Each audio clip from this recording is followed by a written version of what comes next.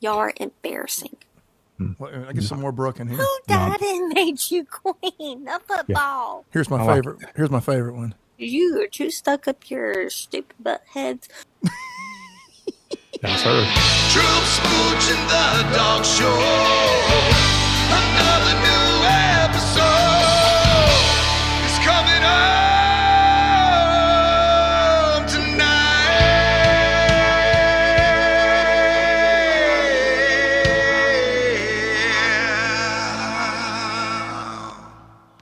I forgot to hit it. There it goes. I have no idea what's going on right now. It's the dog show. It's the dog show. It's the dog show. It's the dog show. You're listening to the one and only Dog Show. Your hosts, Troop Brenson and Smooch Moncrief. Just two dudes talking Georgia football. That's us. That's me and Smooch. Welcome, dog fans, to the one and only Dog Show with Troop and Smooch. And recruiting is at a fever pitch right now, Smooch. We got lots of news to share with you folks. So much to talk about. But before we do, I got to stop it right here. And this is going to be one of those shows, folks. Smooch, Yes. Go ahead and hit that DFA. Right off the top. Delusion is a fixed false belief that doesn't change in light of conflicting evidence. They don't know reality from their dream worlds, and they won't go outside and play. A fixed false belief that is not grounded in reality. Yes. Yes. I just had to let you folks know from the tippity top, from the beginning that, it's going to be one of those shows. We got lots of things lined up with delusional fan bases. I want to say before anything else, if you guys are listening to us on the audio, this is another show. You really want to go over to YouTube. That's where the action's happening. That's where the video and the all the visuals that we're going to show you tonight that you're going to want to see, because we are just taking it out. Talking season has been going on. We've taken it easy because we didn't win a national championship this year. We had to kind of lick our wounds. Just so, but now we are taking it out on you guys, and that's where we're starting it. Troop, it is as though, a few of our fans had messaged us, when's the next DFA? When's the next Delusional Fan Alert? And we just it is as though all of the football cognoscenti got together and conspired to make it unavoidable for us to do a Delusional Fan Alert this week. The delusion was turned up to a chef's kiss, delicious level this week. So it is imperative that we do a DFA. And guys, if you want to see us break 1,000 subscribers on YouTube, it is also imperative that you get off Spotify or Apple Music, which is all good, but you got to go over there and give us a sub too. That really helps. And 1,000 is a nice number, something I'm not sure we thought we'd do when we started this. So push us up to 1,000 and let's see what happens from there. Appreciate you. Yes. Please go over there and do that. We'd appreciate it. And the reason we did that DFA to start off the show is because everybody we're talking about is really on this list tonight. Yes. Whether it be Miami fan base, Miami coaching staff, I don't care what just happened today with Cantwell. And we're going to talk about Cantwell. Yes, we're going to talk about him. We're going to talk about Justin Curtis or Jared. Is it Jared or Justin? Jared Curtis? Jared Curtis. Talking about Jared, yes. Because I was thinking about Justice Terry, which was strangely very reminiscent of what happened with Cantwell today. We're going to talk about Miami. Yeah, there are some parallels right there. That's right, folks. He's an offensive lineman. We stack those up like cordwood. Yes. Anyway, so Miami, you're in our crosshairs. USC, I would be okay with never ever talking about USC because they don't really matter. They haven't mattered in years and years. Right. But they keep saying stuff that gets our attention and it pops up on our timeline. And so USC, they're right smack in the middle of the DFA tonight.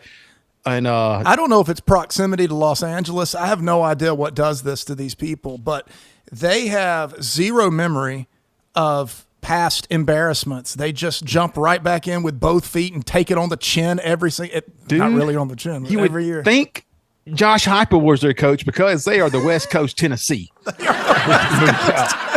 Man, please, and that's not a compliment to either team. West Coast Tennessee. I am. Don't get excited about that. Tennessee. I'm going to design a logo for that. I'm going to. Yeah, there's going to be a graphic for West Coast Josh Tennessee. Pate.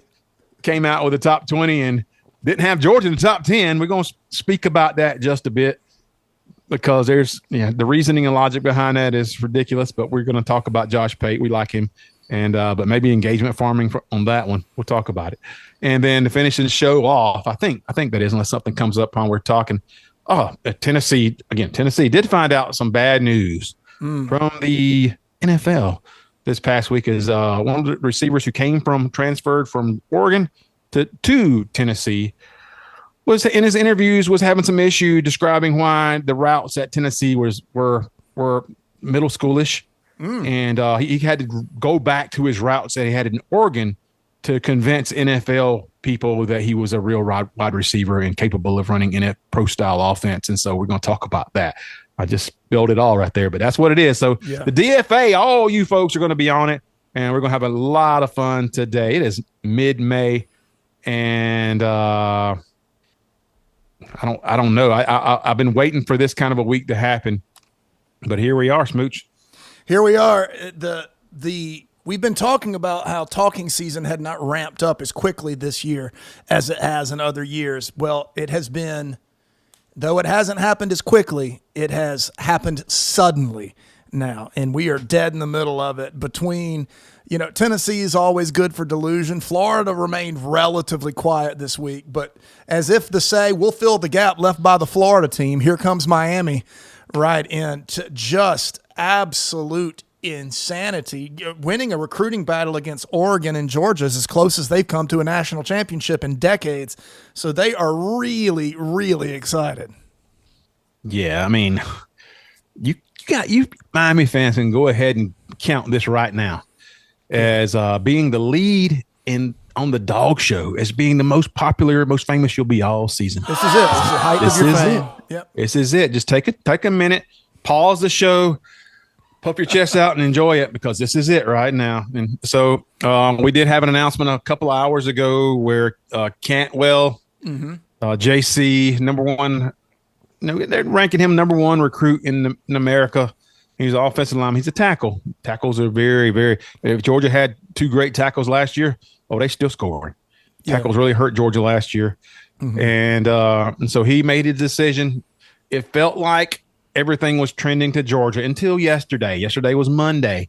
We started to see some smoke again. Okay, Miami's not giving up. Miami's got some more green in the coffer that they're going to make a pitch to him, and he couldn't resist that. And so he did choose Miami. Good luck to Cantwell and his family. Yeah, go get it done, brother. Dude, if he's good as he's supposed to be, it won't matter. I mean, he won't win championships, right? Unless he takes that check and then transfers back to Athens in a year or so, and then checks that box in terms of winning and championships and stuff that he said was so important. Yeah. Then maybe he's got it figured out, and we're just kind of learning that then. But I think, you got a better chance of winning a title at UCF than you do at Miami. So not going to happen. Not going to happen. If you take this guy as a player, which Cantwell certainly is, it is obvious. I mean, you can see, what was the number they're throwing around right now? The NIL number? Is it $5 million over 2 years with negotiating for that third year? Yeah. Right. $5 million, 2 years with some sort of negotiation clause in there. All right. That's why he chose to go where he went, right? And that's probably, you said this in the pre-show, that's probably why Rosenhaus had him back in Athens. You're pumping up that deal. I mean, talking about Drew Rosenhaus, he was the inspiration for that old movie Jerry Maguire, where Tom Cruise and those guys were crooked agents.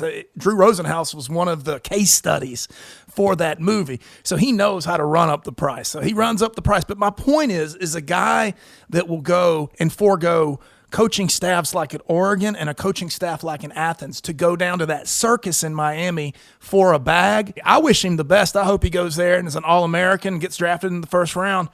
We're going to start seeing in these next few years that, as Nico is finding out right now, right, the grass is not always greener. You're not as great as NIL says you are sometimes.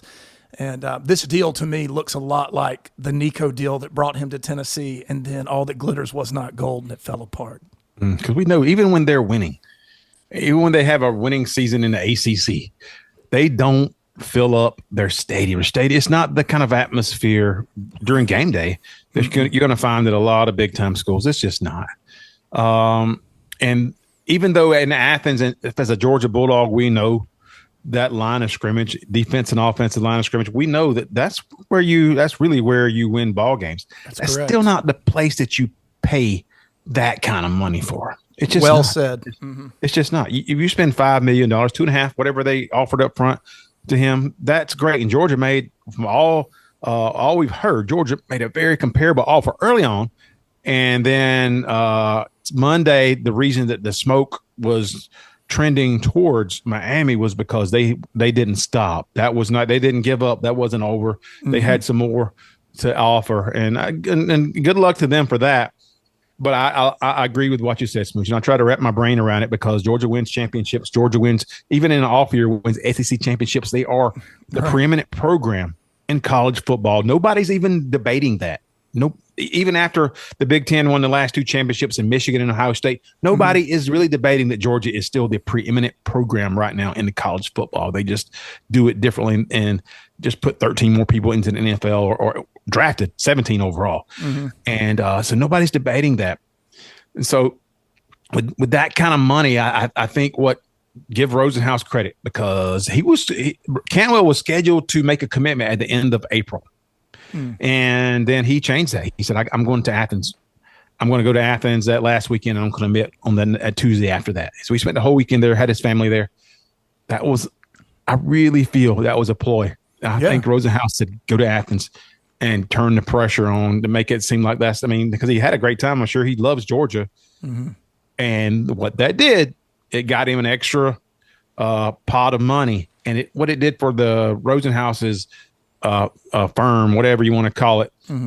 They got paid off that too. They make really, really a high percentage they do really off of those players in college football, much more than they do in the NFL. Like 15-20% in college. A lot of money to be made off that. And so that was a great plan if that's what it was. And I kind of feel that way. And we're going to get into why we feel that way. The smoke that we began to see, and this is what kind of dovetails into what you just said, was that this certainly was not about money. This was somehow about coaching. This is somehow about atmosphere in terms of where you can be developed as an offensive lineman. And that's when we first realized we'd be doing a DFA this week is when that started, Drew Brinson. Yeah, and so it's been painted as development, which seems on its face ridiculous. And we even had some Miami. You may even have something, Smooch. You want to play something with some of the Miami talking heads that were saying why Georgia was sub or inferior to Miami in terms of developing offensive linemen. Yeah, got it right here. 3 put out an article saying that Miami was the leading NIL bidder for Jackson Cantwell. Now, make no mistake, this is an intentional leak designed to make it look like if Cantwell chooses Miami, he's just chasing the bag. This is all strategy. And the truth is, look, Georgia's a great program. They got a lot of momentum with Cantwell. They've done a lot of good things. Offensive line developments, not one of them. They bring in the best. They bring in 5-star after 5-star after 5-star with NFL talent. But do they get better? You tell me. They were 102nd in rushing this year. Yes, and so on its face, that's just inaccurate. There's so many inaccuracies with that because look at this graphic right here. Georgia puts people in the NFL. They do. And it looks so lopsided. It's ridiculous. It's like, why would you even say that? And then you say something like, okay, well, last year Georgia was 100 and whatever, 100 ranked 102nd, 104th, whatever it was in rushing. Okay, well, maybe that was a bad year from Georgia. Look at the year before. In 2023, Georgia averaged over 40 points a game, led the nation in rushing touchdowns. Yeah. Do you do that if your O-line is subpar? No. You do not. No. Is Georgia known as a team that runs it down your throat and you can't stop them from playing defense and running the ball? Yes. Wow. Is that because Georgia doesn't develop offensive linemen? It is not. And is it because they don't send them to the NFL?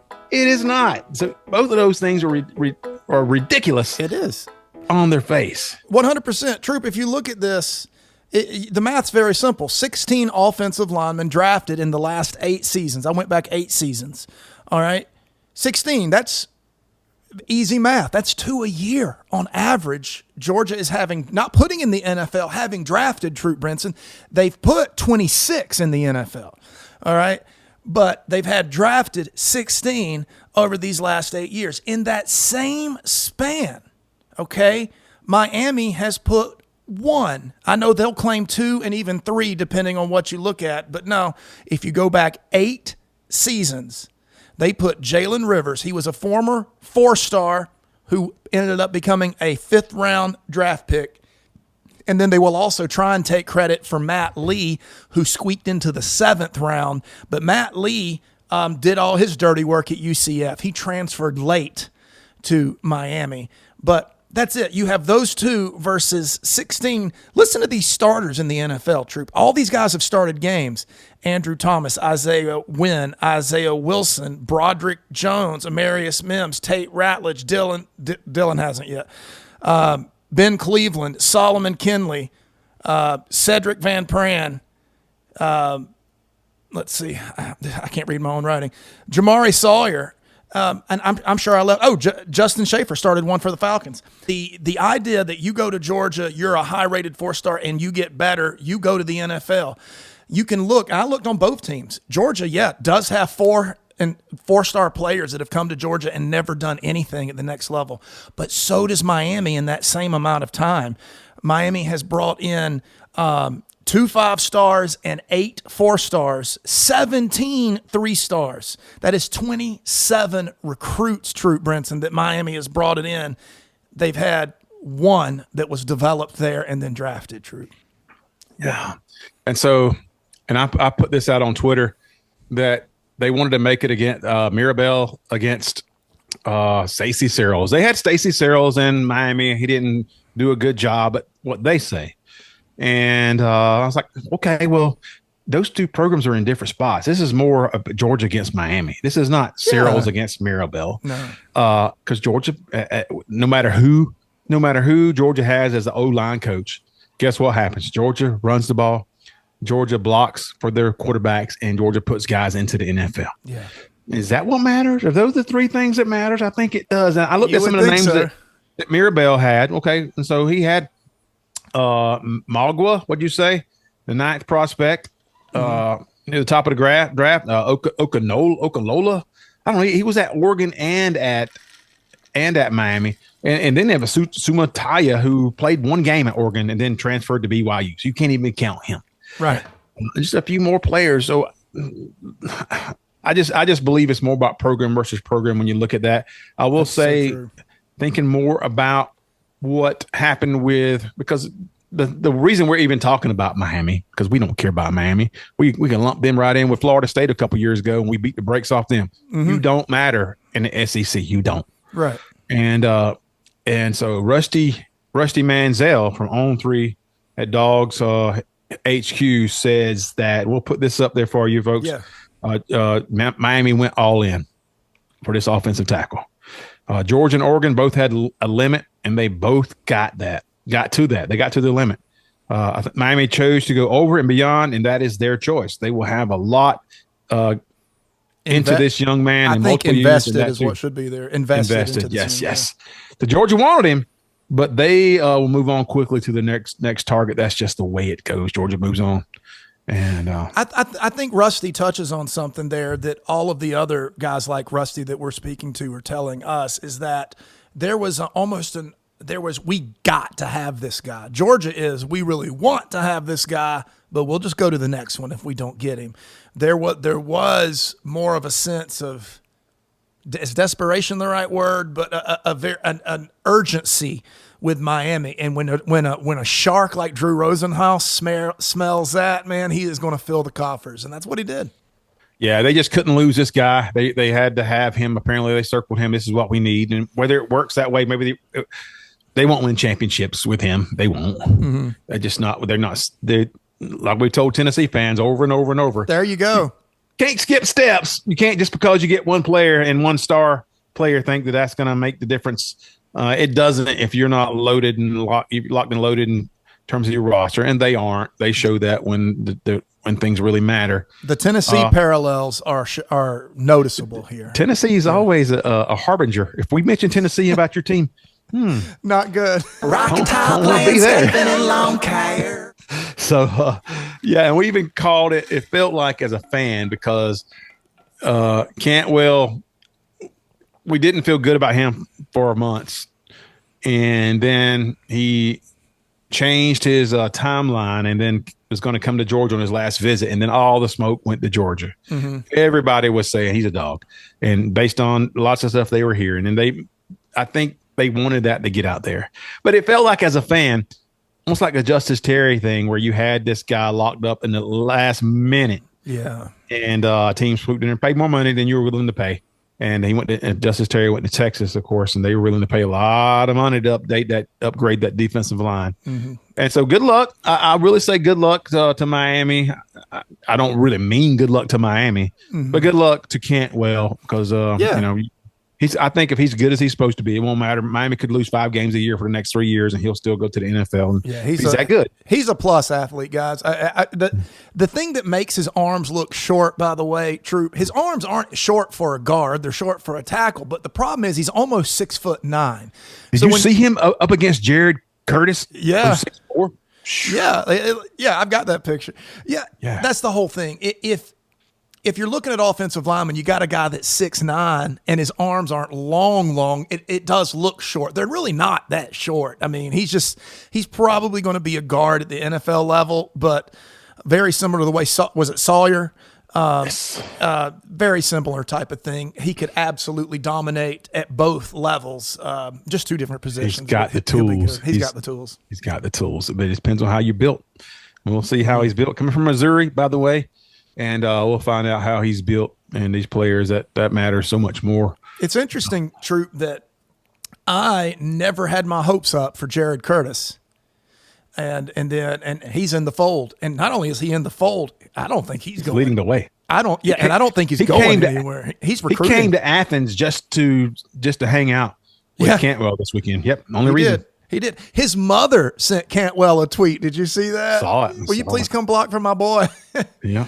So, that's he would have. Yeah, that's a plus family, and But yeah, I never got my hopes up with Curtis. I did get my hopes up for Cantwell, thinking we'd have him. But when we say we have our hopes up, the disappointment is minimal because there's a plan B, C, D, and E. If you're a fan of a Kirby Smart team, we're not really. So it's just on to the next one. I wonder who the next guy is. So Bowman, the tight end that wears number 19 in high school, number 1 tight end in the country, and Tyler Atkinson, number 1 linebacker in the country. We got a little more cash to throw around your way if all things are equal.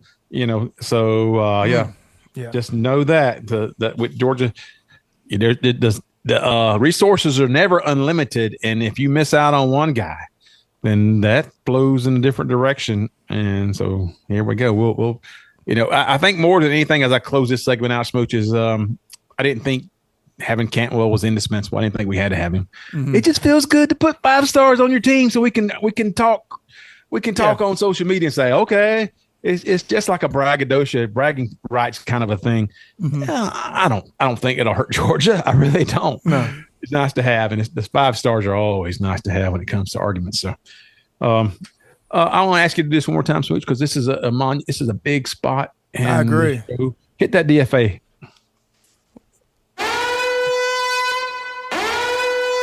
So delusion is a fixed false belief that doesn't change in light of conflicting evidence. They don't know reality from their dream worlds, and they won't go outside and play. A fixed false belief that is not grounded in reality.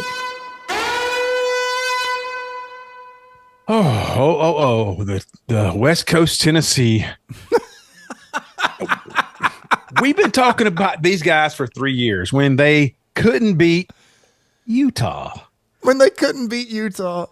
2 chances to beat the Utes. You couldn't beat them. They couldn't beat a team of white Mormons. Couldn't get into the playoffs. Couldn't beat Utah with the Heisman Trophy winner. Yeah. And so they really got on our radar, and we met a friend, Zulu Trojan. He's fun, isn't he? He's kind of. kind of. Anyway, he's out there.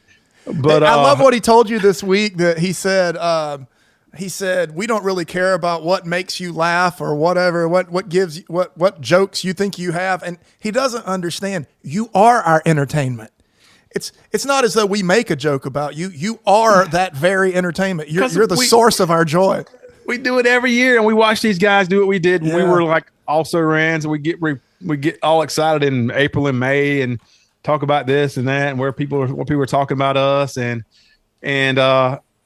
we've told them before, just like Tennessee, you can't skip steps, and you got Lincoln Riley as your coach. But we were laughing this week because they were so excited about having the number one recruiting class right now for 2026, and they're just keep talking about it, and they're like trying to getting arguments, or I guess brag to Oregon, which they love to talk to Oregon. That's so and weird. Everybody else. And Oregon's done it on the field.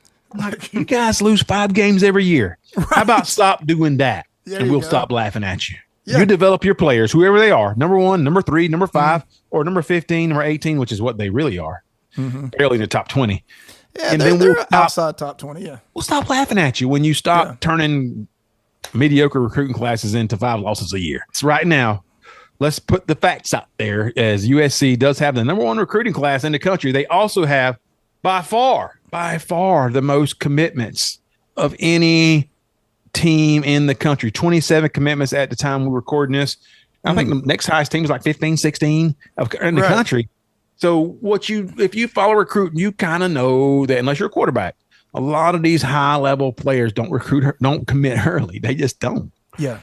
Quarterbacks kind of commit in the first of summer or late spring or first of summer. That just happens every year.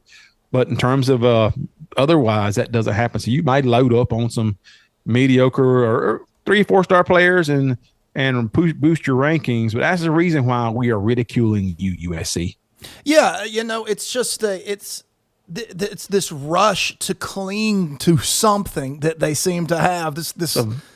Some victory. It's a victory, right? They want to claim a victory over being number 1 right now. That's like if you're playing Alabama and you kick a field goal in the first quarter and you throw a party. Yeah, you take a goalpost down. Yeah, you're tearing down the goalpost. There you go. It's kind of like that. And look, all these teams end up with a similar number of recruits. They have more than double what some of the other teams have in terms of number of recruits, guys. That's how these recruiting rankings work. You take the number of stars and you just add them up. That's how they do it. Yeah, Georgia's got 9. 9. Alabama's got like 6. Yeah. You think those guys aren't finishing? Do you think Alabama and Georgia's not finishing in the top 5, top 3, top 2? Of course. And they're going to finish ahead of USC. And the idea that's not even seeable, they don't really have a lot of room to grow that class anymore. I mean, what are you going to do? You're going to start letting people out of their commitment if you're going to bring in any elite players. I don't see them getting any better than what they have now, which means they'll have plenty of time to be caught by these other serious teams that aren't, well, we don't mention rumors on here. Let's just say that when it comes to USC, these early commitments, if you were a conspiracy-minded person, you might think that a little something was up because of how early all their commitments come. Would you? Why would you think this? Well, let's say if I was going to do something nefarious because I wanted the designation of the West Coast Tennessee, I would do something like, not saying they're doing this, I'm just saying an inducement? An inducement maybe? Yes, an inducement. Like maybe if you come and commit early, you receive a cash bonus that you can just have, and you can even flip your commitment later and keep the cash. But we need that early commitment.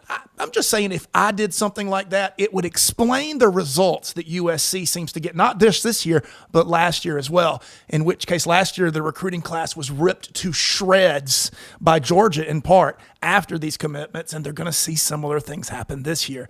It is smoke and mirrors that only a delusional king is capable of, True Brinson.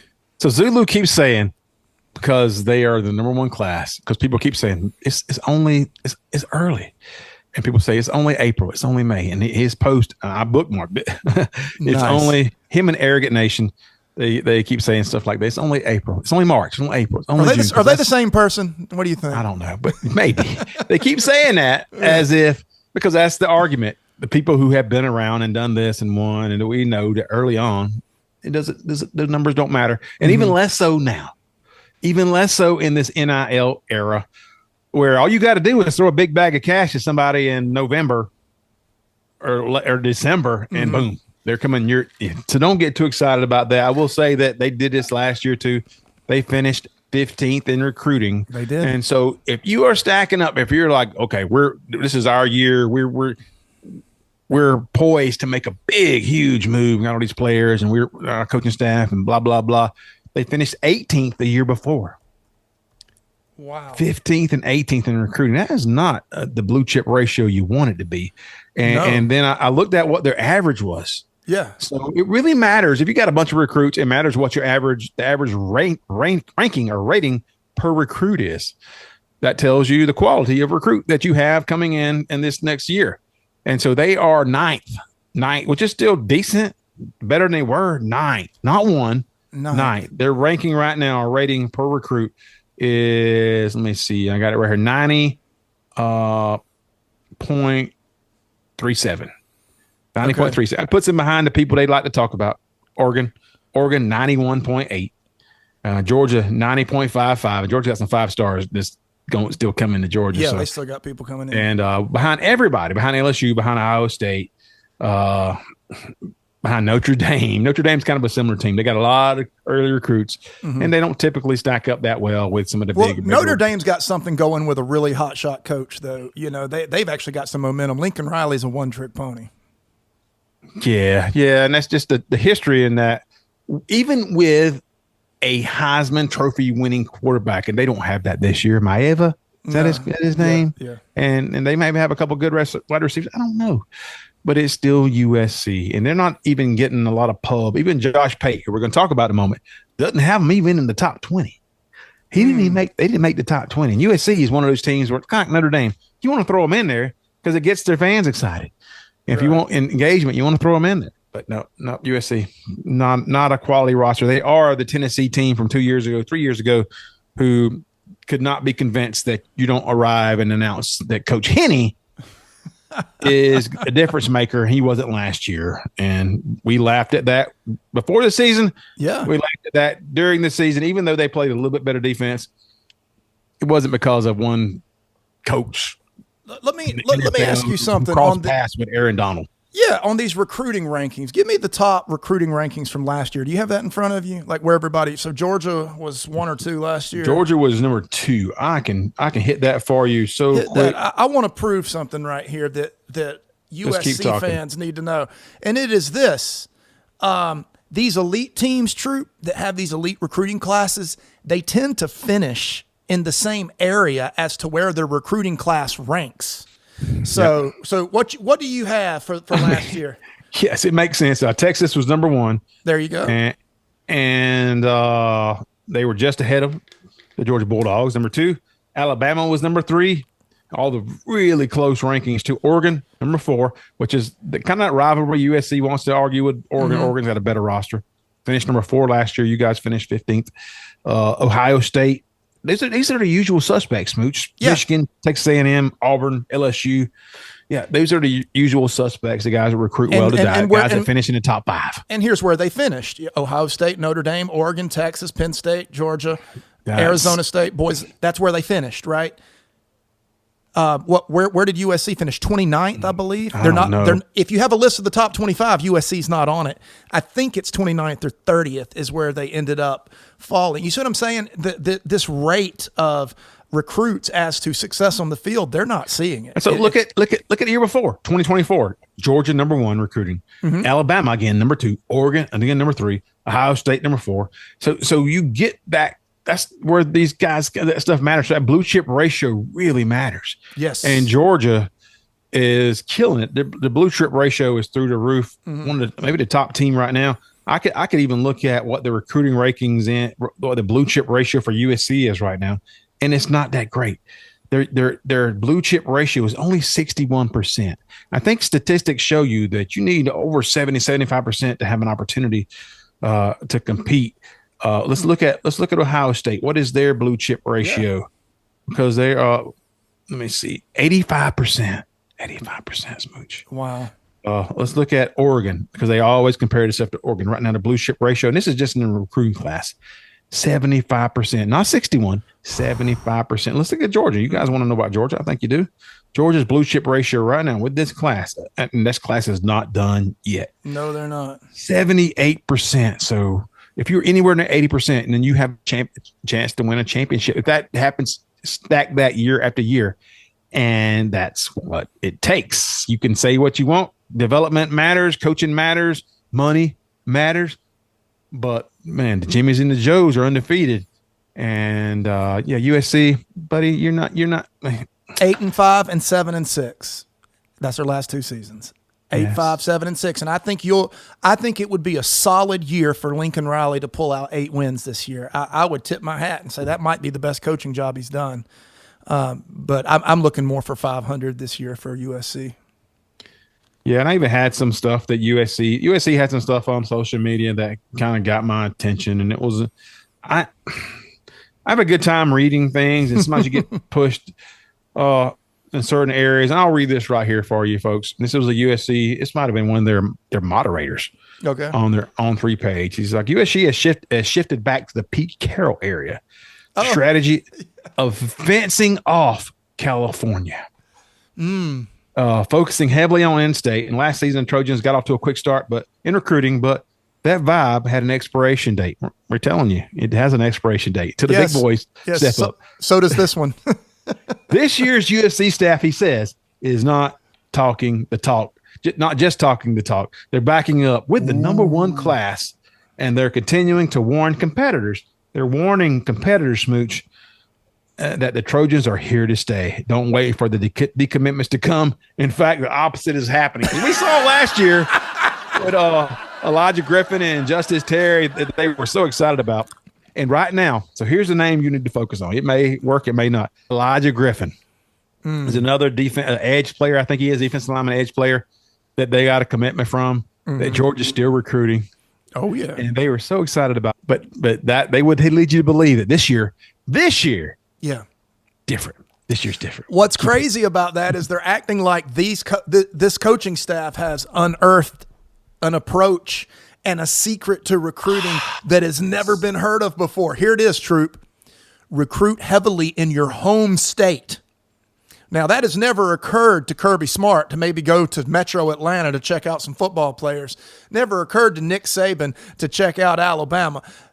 To go to focus on the players the closest to you, that might be a strategy. Is it really that groundbreaking? And do you need a shift in philosophy to know if you live in California, you should draft California? I mean, you should recruit California players.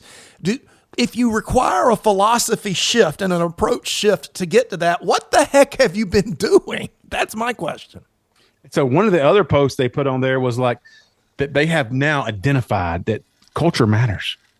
Culture matters, and family atmosphere matters, and investing in your players matters. And the comment that made me sit back in my seat said that the blueprint might be old, but it still works in terms of that culture and family. And it says, and it's catching programs like Georgia, Ohio State, and Oregon at a disadvantage, as in Georgia just pays for players, but now USC has identified that, hey, you got to love these guys. You got to make them feel like they're at home. It's got to be a family culture. So Georgia, Ohio State, and Oregon is the teams he said that are caught off guard by this. We got you on this one. Because we're a family here now. They've been playing the family card for a while. I remember Caleb Williams climbing up in the stands to cry on his mama after that loss to one of the Utahs, and that looked family oriented to me. Now, look, if you're gonna throw around the culture word and go up against Oregon or Georgia, good luck. You're not doing it in one season, I'll tell you that. A culture is built over years. And I would say, honestly, Lanning has built the fastest culture change I've seen in recent memory. What's he been there now? 4 years. It's crazy. Yeah, and I mean he's changed everything out there. But Kirby's well-oiled machine and culture, and those players coming back to train for the NFL or coming back, like Nick Chubb, right? Rehabbing an injury. Where's he doing it? He's in Athens. He's in Athens. Saying hey to the old family, if you will. So yeah, the idea that it's catching them. They say at a disadvantage was the word. Yes, right? yes. Yeah. And again, West Coast Tennessee. West Coast Tennessee. Butch Jones, when he was getting hammered on the recruiting trail, when things started to turn for him, because all of these teams do well in the early on in the year. Mm-hmm. But he said, we might not be 5 stars. We are 5-star hearts. That's beautiful, true. Butch Jones, 5-star hearts. Oh, yeah. And then they lose like 45-0 to Georgia at home. But yes. the heart. I mean, heart matters. I'm all for it. You called it, man. They are the West Coast Tennessee. That's going to stick. Yep. Moving on. Josh Pate did get our attention this week, and I just sent Smooch the top 20 poll. And when you have a blue chip ratio like Georgia, and you recruit in the top 3 every year, you just don't. Something weird would have to happen for you to finish outside of the top 10, top 5. It just does. That's just because history. History shows you that it doesn't happen unless they've got a crazy injury, a couple of injuries, something right. Unusual happens.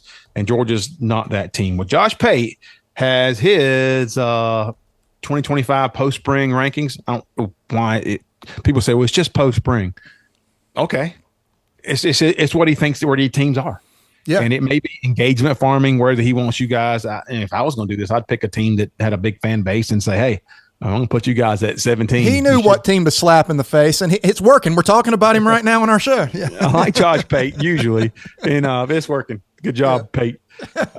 And he's got Clemson at number 1, Texas at number 2, and Penn State, who's been at number 1 on a lot of polls, which I'm like, did you watch Drew Allar in his last couple of seasons? He is not that kind of quarterback. And explain to me this. What is this Texas thing? Like the team that got spanked by Georgia twice last year and has an unproven quarterback. I know we're supposed to jump up and down and sing Kumbaya around the new Manning kid coming out, but Clemson at number 1 at least makes sense to me. They have a 4th or 5th year player coming back at the quarterback position that actually had some success last year.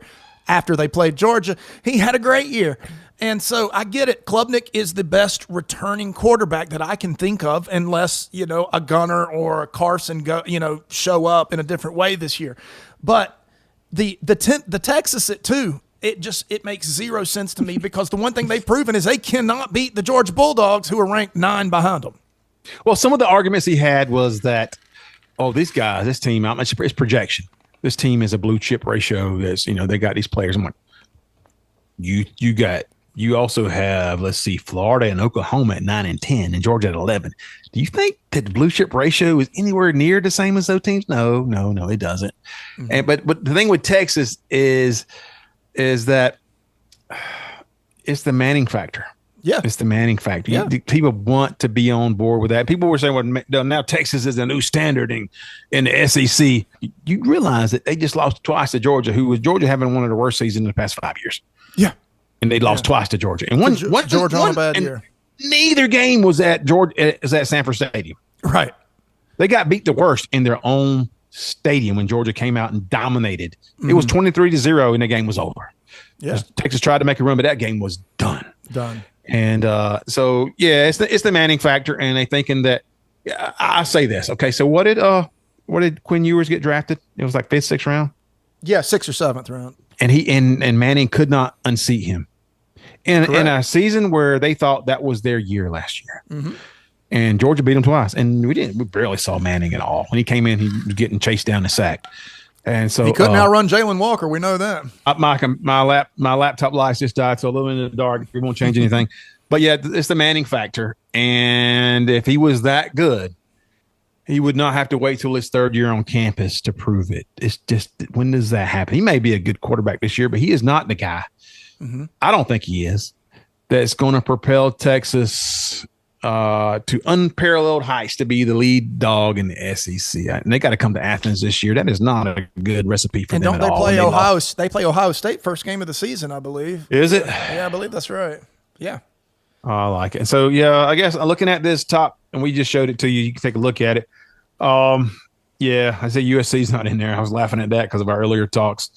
Here, what I don't understand is Alabama gets credit for having a viable quarterback that has less experience than Gunnar Stockton does. That's exactly right. You know, that feels really weak to me. Yeah, I mean, Pate is an Alabama guy, but he's been fair to Georgia in the past. But this year, for whatever reason, 11 for the Dogs who haven't earned an 11th spot.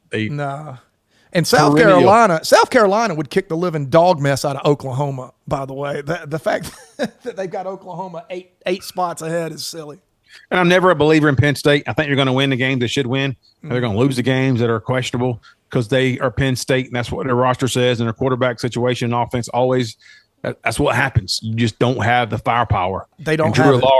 Drew Allar is you can never argue that guy has firepower to win a game he shouldn't win. He just hasn't done it. I mean, that's right. Could he come on like who was I want to call this name? Who was the quarterback at Ohio State last year? Who kind of did that? Will Howard. It's Will Howard. It was Will Howard. So he came from Kansas State, and didn't have a great season. And then in the playoffs, he was making every pass. He went on a run. He sure did. Do it, man. I love it.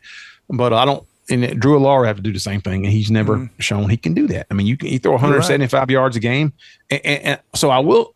And I look back I was thinking, why is Penn State rated so high in all these polls? They're ranked number one in other polls as well. And then I looked at what he did against top 25 teams and decent teams. It was terrible. Yeah. So he made anything he did was against awful teams. Yeah. And then he put him against a team with a pulse, and that dude, you had to win in spite of him. Yeah, you're right.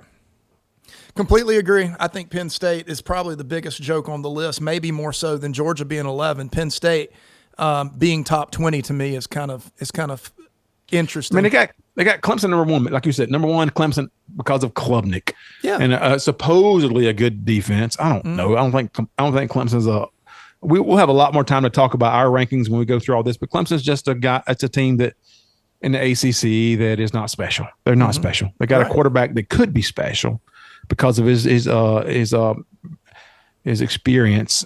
And he really came on after he played Georgia last year. Yeah. But Georgia was representing that was their toughest team to play, and they didn't play well. Georgia Tech is in the correct position, by the way. I really think they've arrived, and that's Georgia Tech's got some weapons, dude, and they have a coach who is Brent Cox. Brent Key. Sorry, Brent, I don't really know your name because Georgia Tech doesn't matter most of the time. We still beat you guys playing terrible in overtime because you couldn't put it away, and you cried about it afterwards. You did anyway. But I think Georgia Tech is a team that, dude, they could win the ACC. Yeah, absolutely. I'm looking at Tech, Clemson, and Miami, and I think Tech may be the toughest team of them all. With the way they played against, if you can, and that's the task of a coaching staff to get those players to play like that every week. That's right. And it's tough to do. It's not, you can't do it. That's why you see these upsets and the teams losing to teams they shouldn't lose to. If you can get that Georgia Tech team to play like they played against Georgia, they're not going to blow teams out. Get them to play tough football like that against everybody else. They can win ACC. I think they could. Yeah. And we saw it. But we're going to close this out and talk about one more thing. I dropped my pad. Excuse me.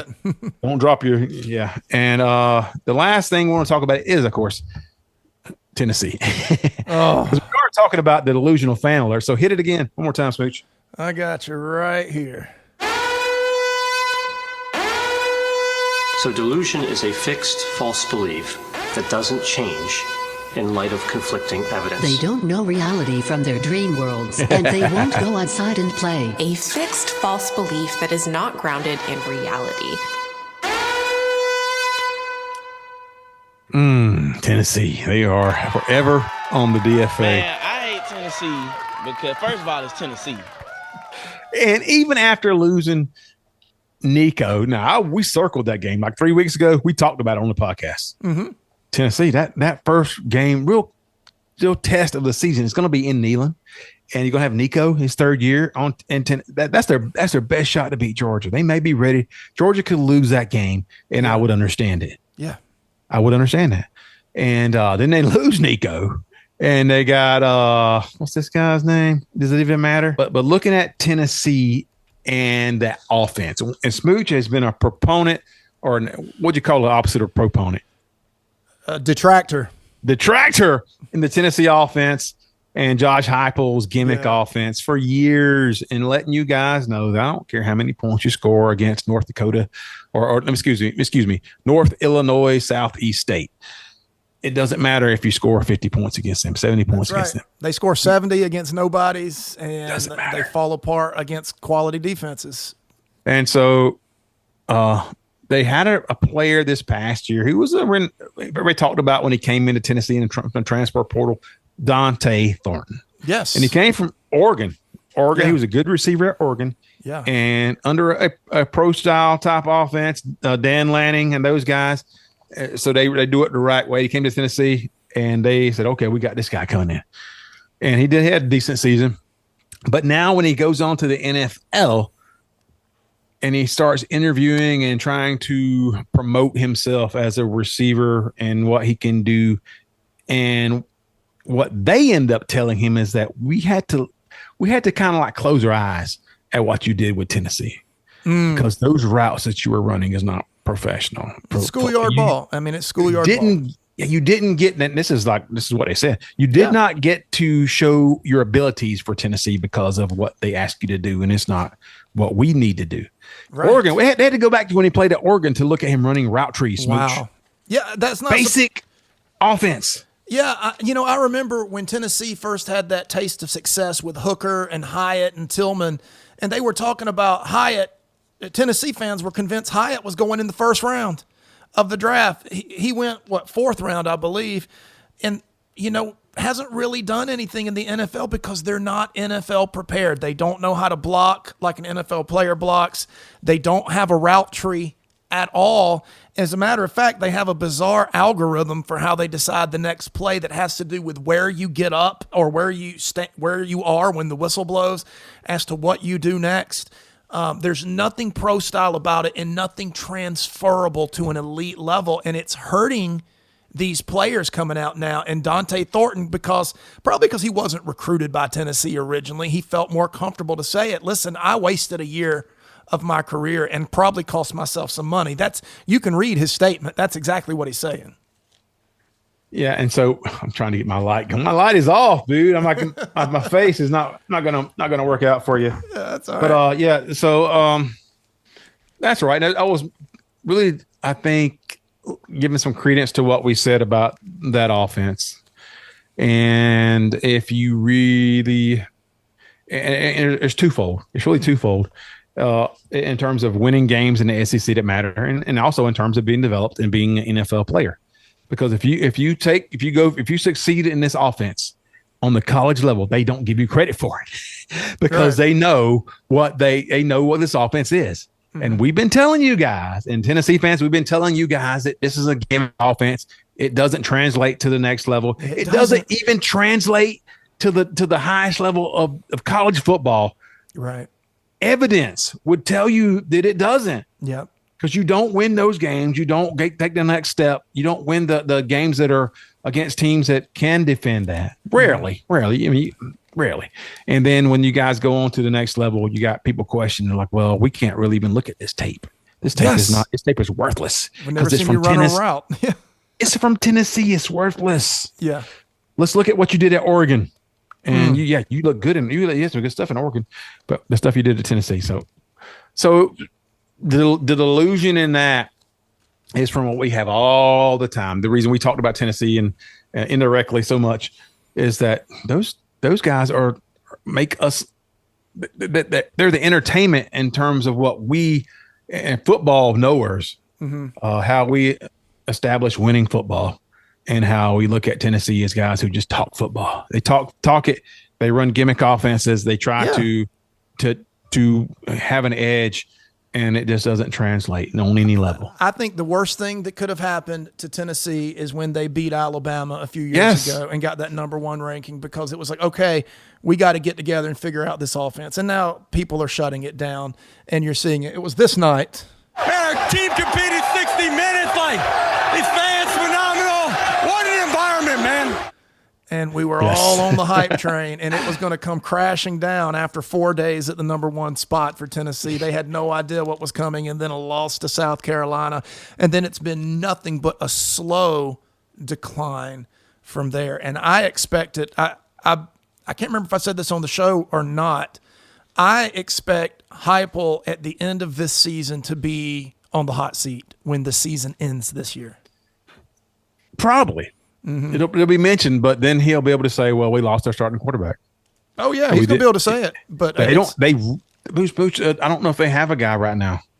No, they've got Merklinger and George McIntyre, and there's a transfer, Joey Aguilar. I think Joey Aguilar is going to be the starting quarterback, it looks like, but he's not special. I think that I wish I had this. I think they have a recruit for the 2026 season that is like a star. Yeah, they got a 5-star for 26. Yeah, but that's a long ways away. And everything has to come together. And he's not rated as high as Nico was, guys. So. Nobody's going to do you any favors in the SEC. Nobody's giving you any credit for what you wanted to do and what you could have done and what injuries you had. It doesn't. Just like Georgia, with all the injuries on the offensive line last year, you got stinking Miami pundits talking about, well, Carson Beck wouldn't have been injured if Georgia's offensive line would have been good. I'm like, did you see the play he got injured on when he rolled out and he was taking like 6 seconds for a Hail Mary and had a long wind up? Did you see that? Yeah. Was that offensive line play? Don't say it. So anyway, yeah. The reality of a lot of these teams is lost on the fandom, lost in the fandom. And we have fun with that, and a matter of fact, this is why we have shows like this to kind of bring those guys back down to ground level. We're here because we care, guys. We're just trying to keep you from sucking eggs, as Jerry Clower would say. Yes, and we want to keep USC grounded and remembering that they lost to Utah. They lost to some guys that you timed their 40s with a sundial, as Coach said years ago. That's right. I forgot about that. Oh, USC. Yes. Anyway, we won't go back up on that. We want to finish on Tennessee. And talking about recruiting, Georgia does have a lot. And so compared to like a team like USC, Georgia's got a lot of meat on the bone. There are so many players right now who are 4- and 5-star players. They just signed Jordan Smith, another high 4-star. He looks great. Defensive back safety out of Houston County. He Hawk, man. He looks so good. They just keep loading up on those top players. And I think Georgia's going to sign 2 or 3 or more 5-stars and a lot of high 4-stars.